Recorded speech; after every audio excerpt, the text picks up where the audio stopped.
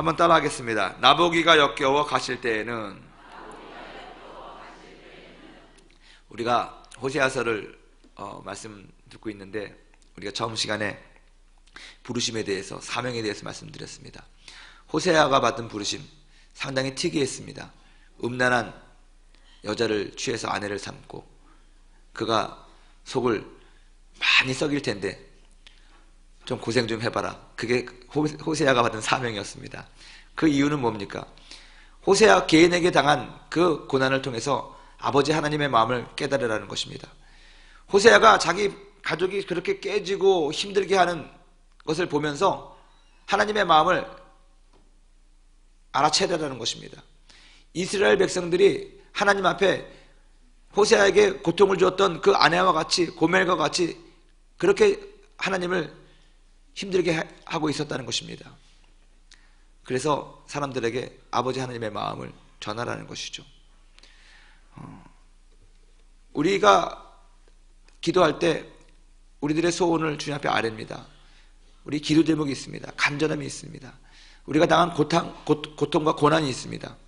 근데 그러한 고난을 통해서, 그 기도의 응답을 받는 과정을 통해서 우리는 하나님께서 우리들에게 무엇을 원하시는지 하나님의 뜻을 알게 됩니다. 나를 향한 하나님의 뜻을 알게 됩니다. 사명을 알게 된다는 것입니다. 하나님께서는 우리들에게 당신의 뜻을 알려주십니다. 그리고 그 뜻대, 그 아버지께서 알려주시는 그 마음과 생각과 그 태도를 가지고 세상을 바라보고 하나님을 바라보고 또 자기 자신을 바라보라고 주님께서 말씀하시는 것입니다. 그리고 주님께서는 호세아를 통해서 이스라엘 백성들에게 음행을 제거하라고, 그들 가운데 있는 그 부도덕한 것과 우상 숭배를 떨쳐버리라고 권면하고 있는 것입니다. 여러분, 우리가 살고 있는 세상도 호세아 시대와 다를 바가 없는 것입니다. 음행을 버리라는 것은 그냥 육체적인 어떤 그런 행위만 하지 말라는 것이 아닙니다. 두 가지의 의미가 있다고 얘기했습니다. 음행에는 우상 숭배를 한다는 그런 음행이 있다는 것입니다. 음행은 우상 숭배고 우상 숭배는 곧 음행이라는 것입니다. 그 음란함은 우리들이 짓는 죄 가운데서 가장 기초가 되는 죄이기도 합니다. 이러한 것들이 점차로 성장하고 전염되어서 하나님을 대적하게 되고 하나님과 관계가 끊어지게 만드는 그런 일을 한다는 것입니다. 이러한 것으로부터 우리가 돌아서야 된다는 것입니다. 돌이켜야 된다는 것입니다. 성령께서 도와주십니다. 성령께서 함께 하신다는 것입니다. 오늘은 이러한 고멜에게 호세아가 결국 가라고 합니다. 고멜이 호세아를 떠나서 딴 사람하고 살림을 차립니다. 그럼에도 불구하고 호세아는 가서 또 데리고 오는 것이죠. 값을 주고 그를 다시 데리고 옵니다. 모든 것을 용서합니다. 호세아가 강조하는 것은 끝이 없는 하나님의 사랑, 전적인 하나님의 은혜를 말씀하고 있습니다. 하나님은 어떤 하나님이냐? 은혜의 하나님이라는 것입니다. 하나님의 은혜의 관점에서 보면 이 세상에서 용서받을 수 없는 죄는 없습니다. 한 번이 아니라 두 번이 아니라 7번씩 70번이라도 70번씩 7번이라도 용서하라고 주님께서 말씀하셨습니다. 이것이 하나님이십니다. 여러분들이 어떠한 실수를 저질렀든지 간에 하나님 앞께로 나아가면, 그리스도의 보혈을 의지하고 나오면 누구나 다 새로워진다는 것입니다. 다시 한번 기회가 찾아온다는 것입니다. 다시 한번 새로 시작할 수 있다는 것입니다. 이것이 호세아가 우리들에게 말하는 말씀입니다. 그럼에도 불구하고 이 고멜이 또 간다고 합니다. 당신과 못 살겠으니 또 간다고 합니다. 그 호세아의 그 고멜에게, 또 그 자녀들에게 호세아가 이렇게 말합니다. 가라고. 갈 테면 가라고. 그런데 가라고 해놓고선 오늘 성경 본문 말씀을 이렇게 본문 말씀 같이 말합니다. 그러므로 내가 가시로 그 길을 막으며 담을 쌓아 그로 그 길을 찾지 못하게 하리니 그가 사랑하는 자를 따라갈지라도 미치지 못하며 그들을 찾을지라도 만나지 못할 것이라고. 가라고 그래놓고선 또 막는다는 이상한 그런 말을 한다는 것입니다. 이 히브리인들의 이 정서를 보면 우리 한국 사람의 정서하고 참 맞는 것 같아요. 우리 한국을 대표하는 노래가 있습니다. 무슨 노래죠? 아리랑. 아리랑의 가사를 여러분 기억하십니까? 아리랑 아리랑 아라리요. 아리랑 고개를 넘어간다. 그 다음 뭡니까? 나를 버리고 가시는 님은 십리도 못 가서 발병 난다. 이게 무슨 말입니까? 갈아놓고선 나를 버리고 가면 십리도 못 가서 발병이 난다. 오늘 찬양 인도를 우리 국제사역부 찬양팀이 너무 멋있게 해주셨는데, 저에게 아들이 하나 있습니다. 근데 얘가 언제 왔죠? 중학교 2학년 때인가 1학년 때 한국에 왔는데, 그때까지 한국말 잘 못했습니다. 이제 저희가 외국에서 오래 살았기 때문에. 그리고 한국말을 하긴 하는데 잘 무슨 말인지 못 알아듣고 모르게 막 해요. 요즘은 많이 늘었는데도 불구하고 보면 참 어눌하기 짝이 없고 글자는 초등학교 1학년보다도 못 쓰고 그러는데, 얘가 어느 날 학교에 가서 아리랑을 배워왔습니다. 아리랑 아리랑 아라리요. 그러고서 나를 버리고 가시는 님은 십리도 못 가서 발병 난다. 그것을 이제 선생님한테 들었는데, 얘가 이제 한국말 듣긴 들었는데 무슨 말인지는 잘 못 알아듣거든요. 그래가지고 궁금해서 선생님한테 질문을 했답니다. 그랬더니 선생님이 핀잔을 줬나 봐요. 그래서 어떤 질문을 했길래 그러냐 그랬더니, 나를 버리고 가시는 님은 십리도 못 가서 발병 난다는 것을 선생님이 잘 해석해 줬는데, 가라 그래놓고선 날 떠나면 너 발병이 난다, 발병신이 된다. 선생님이 그렇게 얘기했나 봐요. 선생님, 그게 우리나라의 어떻게 대표적인 이 노래가 될 수 있습니까? 그거는 저주잖아요. 그거는 변태잖아요. 뭐 한국말 모르니까 자기가 낼 수 있는 아주 안 좋은 단어는 다 쓰더라고요. 이상한 거 아니냐고요. 가려놓고선 발병나라고 하면 저주를 하는 게 그게 좋은 거냐고. 아주 질이 나쁘고 아주 나쁜 건데, 우리 한국을 대표하는 노래가 그거라니 우리 한국 사람은 다 저렇게 저지르고 저렇게 뒤끝있고 안 좋은 거 아닙니까? 그거 아리랑 별로 좋은 노래가 아니네요. 뜻을 알고 보니까. 그랬다가 망신당했다는 것입니다. 그래서 제가 물어봤습니다. 야, 그게 그냥 단어대로만 해석하면 되는 거냐? 그게 전체적인 의미를 알아야지. 나를 버리고 가시는 님은 십리도 못 가서 발병 난다는 이 시가, 이 노래가 전체가 말하는 뜻을 알아야 될 거 아니냐? 그랬더니 그게 뭔데? 그러는 거예요. 가지 말라는 소리지. 그러니까 아니 그러면 가지 말라고 그러면 그냥 가지 말라고 그러면 되지 왜 또 그렇게 복잡하게 얘기를 하냐는 거예요. 근데 여러분, 이게 우리의 정서입니다. 더 유명한 시가 있어요. 오늘 제 설교 제목, 이 소월의 진달래꽃. 진달래꽃 여러분 아시죠? 한번 제가 읽어드릴까요? 오랜만에 여러분들의 감성을 다시 한번 살리는 기분으로.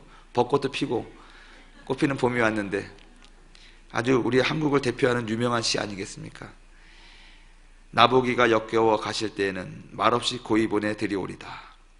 영변의 약산 진달래꽃 아름다다 가실 길에 뿌리오리다.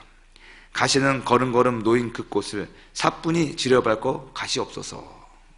참 우리 한국말인데도 참 아름답지 않습니까? 여러 가지 단어들이. 인터넷을 찾아보니까 이건 서울말이고요, 경상도 버전이 있더라고요. 제가 작년까지 부산에서 사역하고 왔는데 부산 가니까 처음에 뭔 말인지 하나도 못 알아들었어요. 근데 지금은 이제 조금 거기서 6개월 살다 보니까 알아들었는데, 이 경상도 버전은 이 진달래꽃을 이렇게 얘기하더라고요.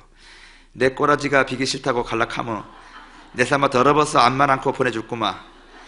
영변의 약산 참꽃 헝거석 따다가 네 가는 길바닥에 뿌리줄구마. 네 갈락하는 데마다 놔둔 그 꽃을 사부잡기 삐대밟고 가뿌레이. 내 꼬라지가 비기 싫어 갈락하면 내 삼아 때려치기 빈닥해도 안 울기다. 이게 경상도 버전의 진달래꽃입니다. 충청도 버전도 있어요. 충청도 버전이 더 재밌는 것 같아요, 전 개인적으로. 어떻게 하냐면요, 이제는 지가 역겨운감유 가신다면요 어서 가세요. 임자한테 드릴 건 없고요. 앞산에 벌건 진달래꽃 뭉태기로 따다가 가시는 길에 깔아 드리지요. 가시는 걸음 옮길 때마다 저는 잊으셔요. 미워하지는 마시고요. 가슴 아프다가 맑았쥬. 어쩌겠슈. 그렇게도 지가 보기 사납던가요. 섭섭해도 어쩌겠슈. 지는 괜찮아요. 울지 않겠슈. 참말로 잘 가요. 지 가슴이 무너지겠지만 어떡하겠슈. 잘 먹고 잘 살아봐요. 이게 이제 충청도 버전입니다. 다른 버전도 있는데 마지막으로 하나만 더 할까요? 전라도 버전이 있습니다. 경상도, 충청도 나왔는데 그래도 전라도까지는 해드려야 될 것 같아서. 전라도 버전은 이렇습니다. 나 싫다고야 다들 가부랑께 웜에 나가서 옥상한 거 주딩 딱 다물고 있을란께 거시기 약산에 참고 허벌나게 따다가 마능시롱 가는 길가상에 뿌려줄란께 가불라고 흘 때마다 꼼치는 그 꽃을 살살 밟고 가시란께요. 나가 꼴보기 싫어 간다 혼다면서 주둥이 꽉 물고 밥 못 처먹을 때까지 안 울란께 신경 써덜 말고 가보란께 겁나게 괜찮을게 웜에 참말로 괜찮아 불어. 이게 이제 전라도 버전입니다. 근데 여기 보면은 나보기야 엮여 가시려면은 말없이 고이 보내드린다는 거예요. 여기까지 아주 점잖습니다. 이 시는. 그것뿐만이 아닙니다. 이 가시는 길에 영변에 핀 진달래꽃을 따다가 그 가시는 길에 탁 뿌릴 테니까는 가시는 걸음 내가 뿌려놓은 그 꽃을 지려밟고 가시옵소서. 여러분 여기서 말하는 그 꽃은 자기예요. 자기. 당신이 가려면 고이 보내드리는데 나를 밟고 지나가라고, 나를 죽이고 가라고, 이런 뜻이잖아요. 이 말이 뭡니까? 가라는 소리입니까? 가지 말라는 소리입니까? 가지 말라는 소리죠. 예? 우리 하나님이 그렇다는 것입니다. 하나님의 정서가 그래요. 갈 테면 가라. 그런데 가시로 그 길을 막고 담을 쌓아서 그로 말미암아 그 길을 찾지 못하게 하겠다. 그가 사랑하는 자를 따라갈지라도 미치지 못하면 그들을 찾을지라도 만나지 못할 것이다. 이 말은 무슨 말이냐면 가지 말라는 소리거든요. 가지 말라는 소리. 그냥 말 그대로를 액면 그대로 받아들여 가지고 그래 간다, 그게 아니라 말을 끝까지 잘 들어봐야 된다는 것입니다. 하나님 아버지의 말씀을 잘 들어봐야 된다는 것입니다. 우리 한국의 정서가 한의 정서예요. 이 아리랑이라든가 진달래라는 것은 저주가 아니라 가지 말라는 강한 표현입니다. 가지 마라는 것보다 더 강하게 우리들에게 다가오는 그 표현이거든요. 하나님의 정서가 이렇다는 거예요. 하나님이 가지 마라, 죄 짓지 마라, 그게 아니라 내버려 두시는데 우리들의 인격을 존중하니까, 우리들에게 자유의지를 주셨기 때문에 우리들의 자유의지가 동의가 없으면 하나님께서도 일 안 하시거든요. 여러분 분명히 기억해야 됩니다. 하나님이 우리들을 당신의 전적인 은혜로 뜻으로 구원하십니다. 그럼에도 불구하고 우리들에게 있는 자유의지가 동의하지 않으면 그것이 온전하게 이루어지지 않는 거예요. 예를 들어가지고 로마서에 사람이 마음으로 믿어 의에 이르고 입으로 시인하여 구원에 이른다고 했습니다. 마음으로 믿어 의에 이르는 것은 하나님이 우리들에게 성령이 역사하셔가지고 믿음을 준다는 것입니다. 구원 받을 수 있는 그런 것을 준비해 놓으신다는 것입니다. 그렇지만 우리들의 자유의지를 동원해서 입으로 시인하지 아니하면 구원받지 못한다는 것이죠. 이 두 가지가 한꺼번에 우리들 가운데 있어야 됩니다. 계시록 3장 20절에 보면은 내가 문 밖에서 문을 두드리노니 누구든지 그 소리를 듣고 문을 열면 내가 들어가 그는 나로 더불어 먹고 나는 그로 더불어 마시리라. 여러분 예수님께서 우리들의 문 밖에서 두드리십니다. 근데 우리들의 자유의지를 쳐서 복종해서 문을 열어야지만 그 두드리던 예수님께서 우리들의 인생 가운데, 우리들의 삶 가운데 들어온다는 것입니다.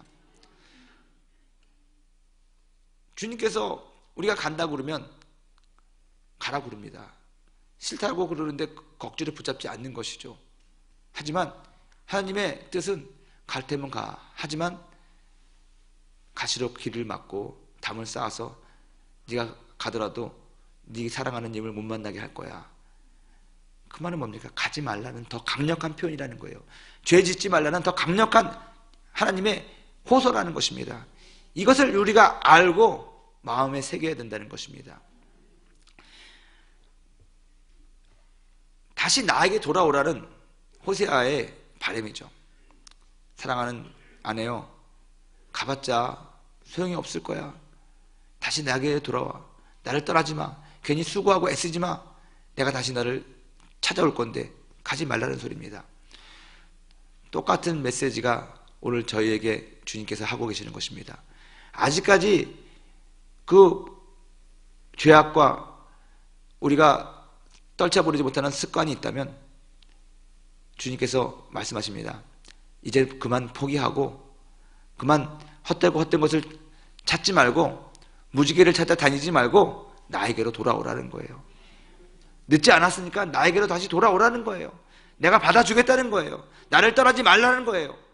지금은 실망하고 좌절하고 낙심하고 하나님이 없는 것 같고 기도해도 응답이 없는 것 같아서 정말로 마음이 지치고 괴롭지만 그럼에도 불구하고 가지 말라는 소리예요. 가지 말라는 소리예요. 우리 하나님이 생각보다 순정파입니다. 기다리죠. 우리들의 마음을 얻기를 주님께서 기다리고 계시는 것입니다. 좀 이상한 얘기인지 모르겠지만 제가 미국에 있을 때 곽선희 목사님 아시죠? 소망교회. 곽선희 목사님이 오셔가지고 부흥회를 하셨는데 제가 다니던 교회에서 아주 재밌는 간증을 하나 하셨습니다. 실제적이래요. 그걸 한번 제가 소개해 드리겠습니다. 예전에 소망교회에 장로님이 한 분 계셨었는데 장로님 되기 전에는 너무너무 술을 많이 드셨다는 거예요. 술을, 약주를. 그리고 그 권사님 속을 앵간히 썩이셨나 봐요. 그래가지고 권사님이 늘 남편의 구원을 위해서 교회 나오게 해달라고. 자녀들은 다 교회 다니는데 그 장로님만, 예전에는 그 평신도였죠. 그 남편만 안 나온 거예요. 그리고 약주를 얼마나 좋아하시든지 1년 365일 매일 술을 달고 다니는 사람이었다는 것입니다. 그리고 한번 드시면 막 완전히 인사불성이 돼가지고 그러고 있는데 자기 남편을 포기하지 않는 것 중에 하나는 뭐냐면 우리 남편은 순정이 있다는 거예요. 술을 아무리 그렇게 먹어도 또 사업을 크게 하시기 때문에 더 많은 죄를 지을 수 있는 요건이 많았지만 자기를 사랑하는 순종만큼은 변함이 없기 때문에 자기가 남편을 위해서 끝까지 기도하고 했다는 거예요. 그런데 그 남편이 변화받은 사건이 하나 있었답니다. 어떤 사건이냐면 어느 날 그 권사님이 너무너무 화가 났답니다. 그 남편이 또 술이 고주망태가 돼가지고 이 사람들의 부축을 받고 집에 들어온 거예요. 이 새벽 늦게. 그러고 나서 그날 아침에 그 남편이 자고 일어났는데 맨날 바가지 긁던 그 아내가 그날따라 바가지 안 긁고 아주 북엇국에다가 아주 그냥 진수성찬을 탁 해장할 수 있도록 탁 차려놓고 아들하고 딸도 아주 생글생글 웃으면서 아버지 앞에 같이 밥 먹자고 딱 기다리고 있는 거예요. 어디 나가지 않고. 그래가지고 이게 웬일이냐고 그랬더니 아빠 존경합니다. 그리고 그 권사님 자기 부인도 은근히 자기를 보면서 배시시 웃으면서 아주 사랑 어린 눈빛으로 쳐다보면서 속 쓰릴 테니까 빨리 이거 해장국 드시고 북엇국 드시고 출근하라고 그러더라는 거예요. 그래가지고 자기가 이상해가지고 아들한테 물어봤답니다. 아들아 어저께 내가 기억이 도무지 안 나는데 어저께 도대체 내가 몇 시에 들어왔으며 무슨 일이 있었길래 너네 엄마도 그렇고 너희들도 그렇게 변했냐 그랬더니 아들이 아버지의 순종을 알았거든. 그래서 우리 가족이 아버지를 믿고 아버지를 사랑하는 마음을 변치 않았다고 그렇게 얘기했다는 것입니다. 그래서 어떻게 했길래 내가 순종을 보였다는 거냐 그랬더니 아니 아버지가 직원들의 부축을 받고 들어왔는데 엄마하고 자기가 이제 아버지 옷을 벗기고 눕혀드리려고 몸에 손을 댔더니 갑자기 아버지가 정색을 하면서 이것들아 내 몸에 손대지 마라 나는 임자가 있는 몸이다 딱 이렇게 했다는 거예요. 그 말 한마디에 그 권사님과 그 모든 가족들이 완전히 화났던 것이 눈 녹듯이 녹아지면서 야 우리 아버지가 그래도 약주는 좋아해도 순정의 남자구나. 그래서 그 다음부터 아버지 아침에 해장국도 해드리고 잘 해주니까 그 모습에 감동받아가지고 그 남편이 변화받아가지고 교회 생활 열심히 하고 장로가 돼서 지금은 교회 기둥이 됐다는 그런 이야기를 하면서 남자들이요 순종을 지키라고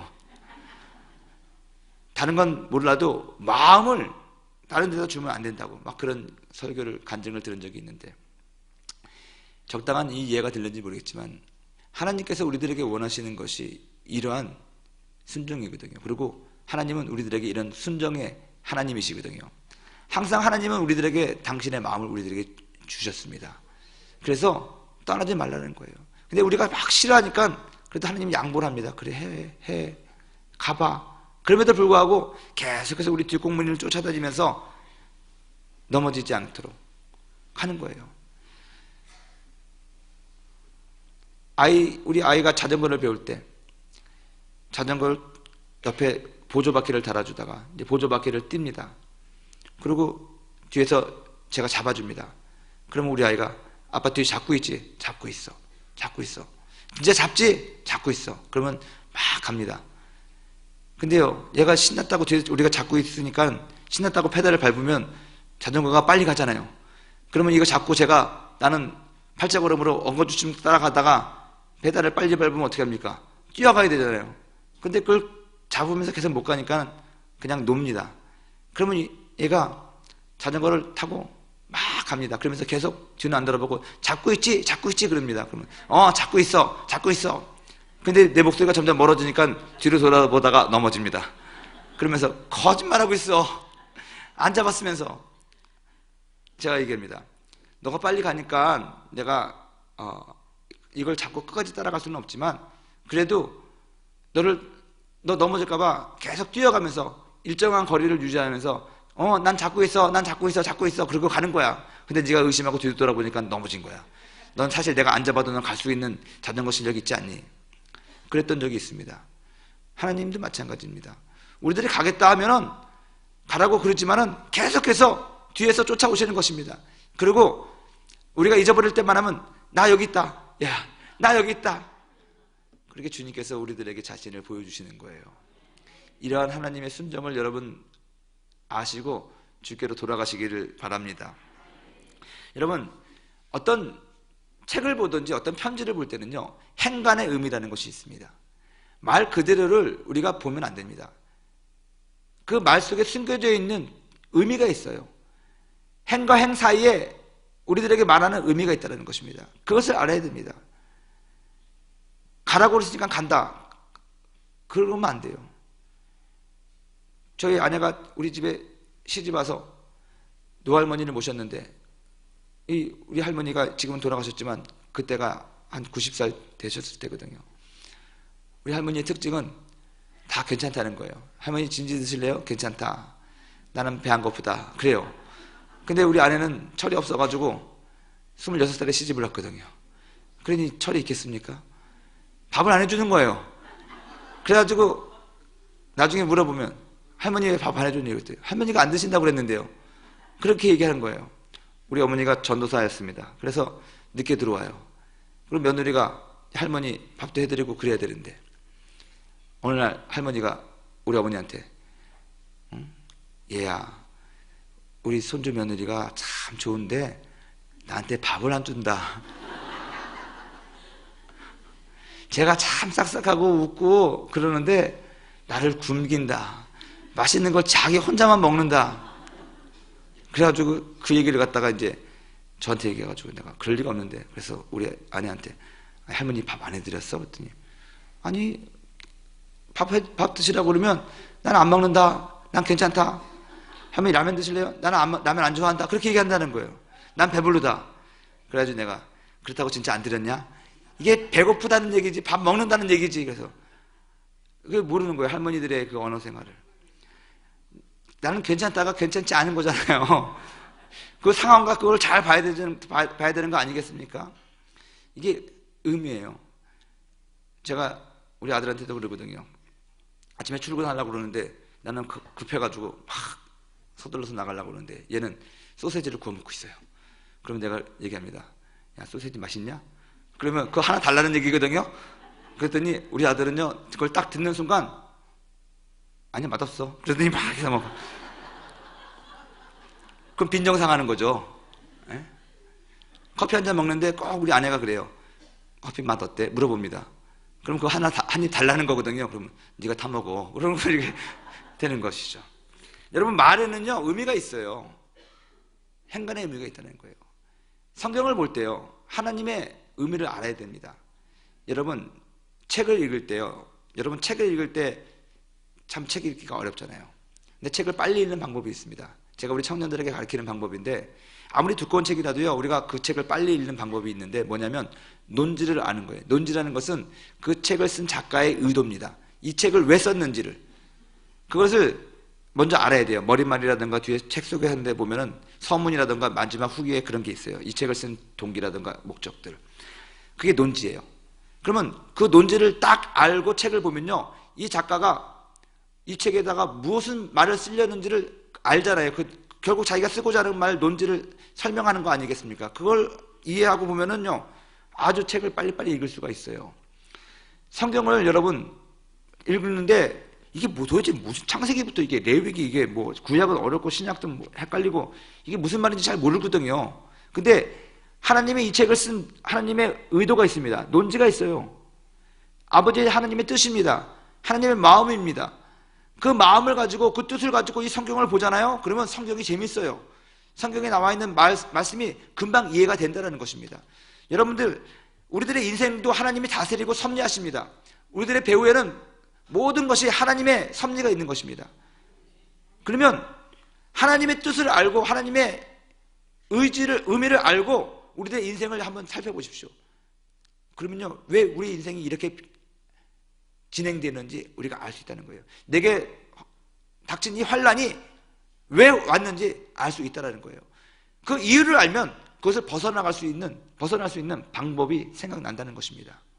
여러분, 무슨 말인지 이해가 되십니까? 하나님께서 이 성경 말씀 가운데 여러 가지를 썼는데 행간의 의미를 알기 위해서는 아버지 하나님의 마음을 알아야 돼요. 아버지 하나님 마음이 뭡니까? 우리 보고 가지 말라는 거면 이것을 읽을 때, 아, 이게 가지 말라는 소리구나. 가지 말라는 것을 가지고 이 책을 읽는 거예요. 하나님이 나를 포기하지 않냐고 사랑하는구나.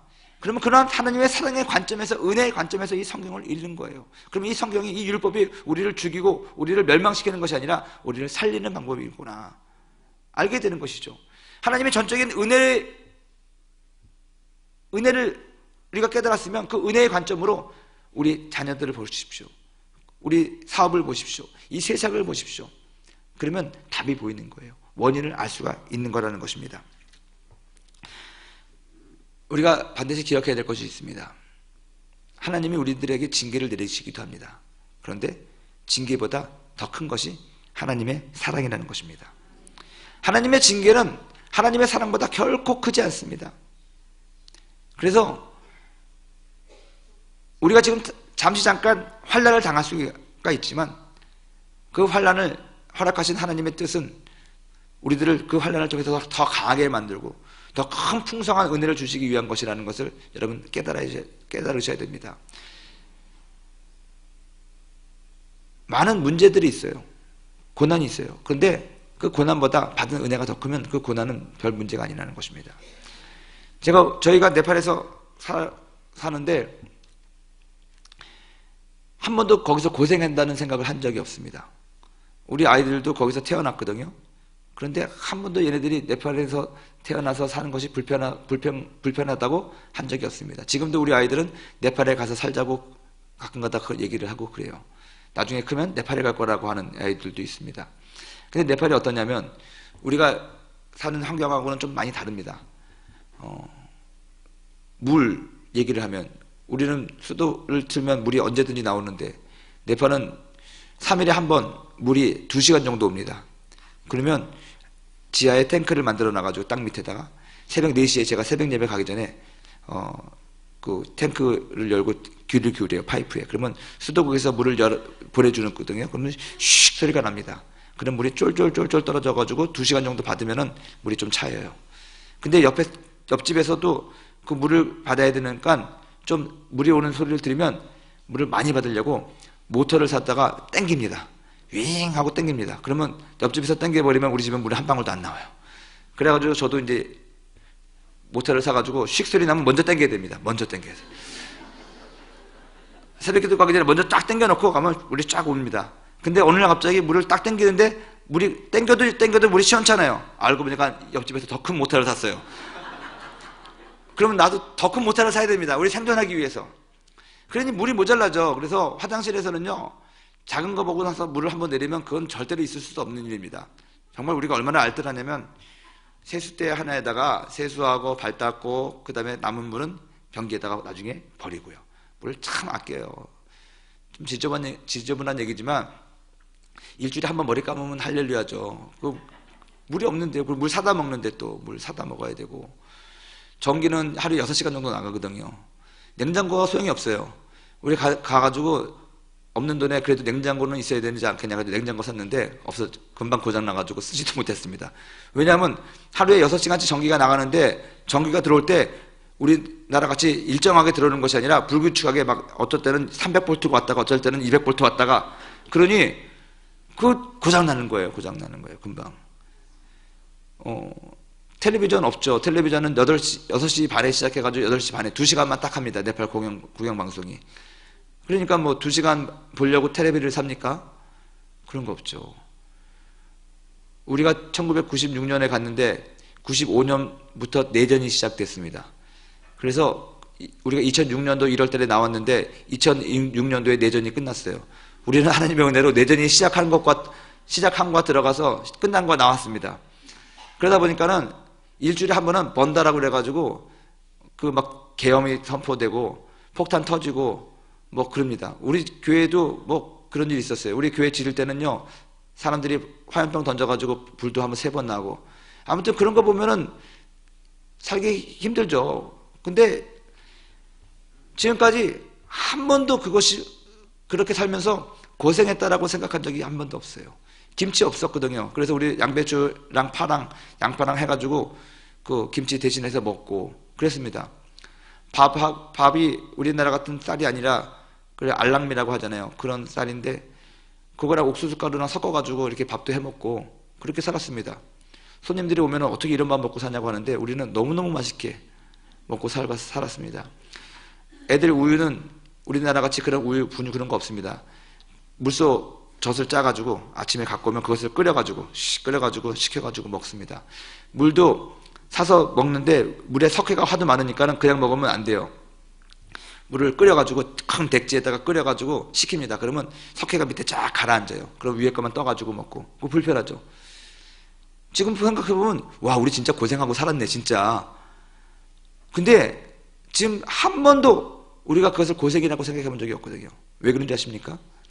고난보다 받은 은혜가 더 크기 때문에 고생하는 거는 아무것도 아닌 거예요. 그리고 또 한 가지는요, 이런 일이 있었습니다. 우리 성도 중에 어느 자매님이 있었는데 아줌마예요. 아이를 3명 낳은 아줌마죠.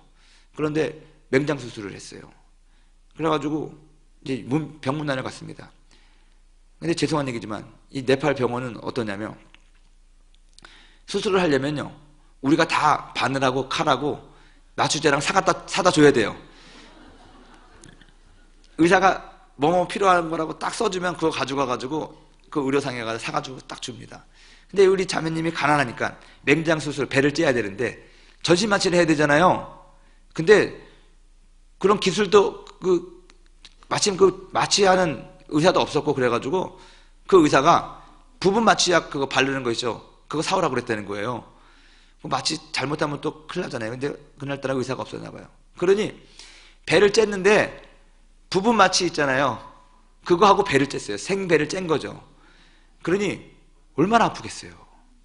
아무튼 그래서 맹장 수술을 했습니다. 그래서 병문안을 갔는데 똑같이 배를 쬐 6명의 자매님들, 여자들이 거기 딱 있더라고요. 그래가지고 간단하게 말씀을 전하고 기도를 하면서 이제 제가 몇 가지 얘기를 했더니 막 웃어요. 막 사람들이. 그래서 웃기지 말라고, 배 쬐는 거 다치 터진다고. 근데 제가 뭘로 웃겼냐면 질문을 하나 했거든요. 말씀을 마치고 기도해주고 가다가 약간 궁금한 게 있어가지고 그 자매님한테, 이름이 니마. 그 애를 3명이나 낳았는데 맹장 수술한 게 더 아파? 애를 낳는 게 더 아파? 그걸 물어봤더니 막 여자들이 막 웃어 죽겠다고 막 그러면서 아이고 선교사님은 남자라서 모르죠. 애 낳는 게 얼마나 힘든데 죽었다가 살아나면 애가 나타나요. 별이 3개 보이고 이제는 죽었다 생각할 때 나타나는 거라고 막 그래요. 그러면 제가 또 얘기를 하죠. 무슨 말 하는 거냐고. 나도 애를 3명이 낳는데 여자가 낳는 게 아니야. 성경에 보면은 아버지가 아들을 낳는 거야. 아브라함이 이삭을 낳았지. 사레가 이삭을 낳았다고 그랬어. 이삭이 야곱을 낳았지 리브가가 낳았다는 말 안 했잖아. 성경의 법칙은 아버지가 아들을 낳는 거야, 아이를 낳는 거야. 무슨 말 하는 거야? 나도 그래서 다 알아. 우리 집사람 임신했을 때 내가 입덧 다 하고 내가 얼마나 고생했는데 그러냐고. 그랬더니 또 순진한 사람들은 그러냐고. 그래서 우리 한국의 속담 가운데도 이런 말이 있어. 아버지 나를 낳으시고 어머니 나를 기르시고. 그래서 여자들은 애를 기르는 거지 낳는 거는 아버지가 그 해산의 고통을 갖는 거야. 그래서 난 해산의 고통에 대해서 잘 알아. 그랬더니 그냥 그게 진리인 줄 알고 또 사람들이 또 막 웃고 막 은혜 받고 그러더라고요. 그래서 또 아니라고, 그건 아니고 그냥 내 농담이라고 또 얘기했는데 우리 니마자매가 그러는 거예요.